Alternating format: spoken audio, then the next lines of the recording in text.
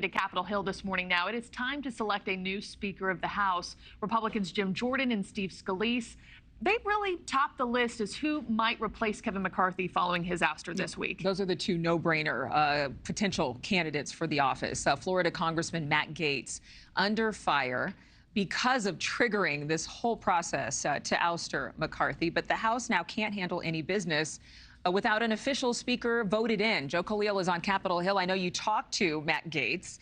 What did he have to say to you? Yeah, I talked to Congressman Gaetz yesterday about his ouster of Kevin McCarthy and where the House stands right now. Essentially, Adrienne, it is frozen. The House is not able to move any bills forward or anything like that. And we do have a government shutdown that is looming. We also have this speaker's race now. And we talked to another member of Congress literally just moments ago, somebody who's going to be key, actually, and that is Bob Good. He is a member of the House Freedom Caucus, the more hardline conservative group, one of the 8 who voted Kevin McCarthy out of office as a Republican. Whoever does become Speaker is going to have to unite the more moderate faction of the Republican Party and those like Bob Good as well. So we asked Good what he is looking for in a Speaker. And again, just moments ago, here's what he told us. I'm going to be quiet and hold my peace on this and wait till the candidate forum.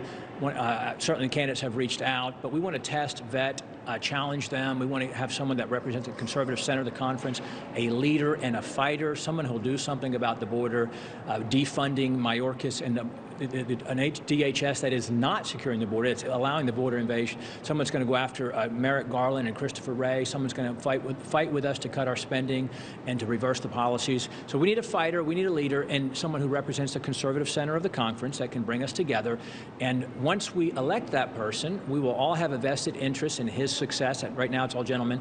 His success, because the country needs that person to be successful, but also we have all selected that person. We'll be behind them and move forward together.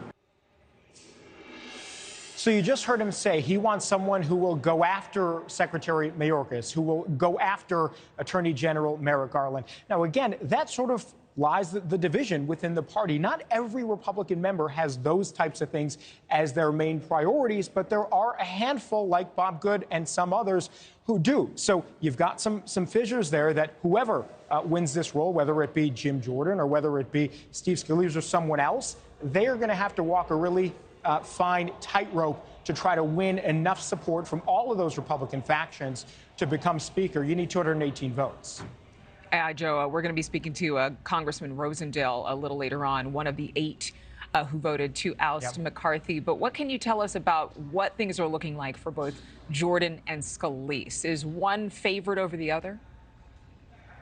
You know, both guys have a lot of respect right now among House Republicans in those different factions that we just talked about. If you have to give one person a, majority possibility at this point, it may be Scalise, simply because he's already in leadership. He's the number 2. He has an infrastructure of leadership around him already. But as we mentioned, Jim Jordan, also somebody who is very popular, who can coalesce a number of different people within the Republican Party. So I think as we get closer to next week, Tuesday or Wednesday, we may have a better indication of who may have an upper hand here.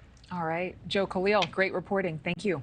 Thank you for watching. Go to newsnationnow.com to find NewsNation on your television provider. And don't forget to click the red subscribe button below to get more of NewsNation's fact-driven, unbiased coverage.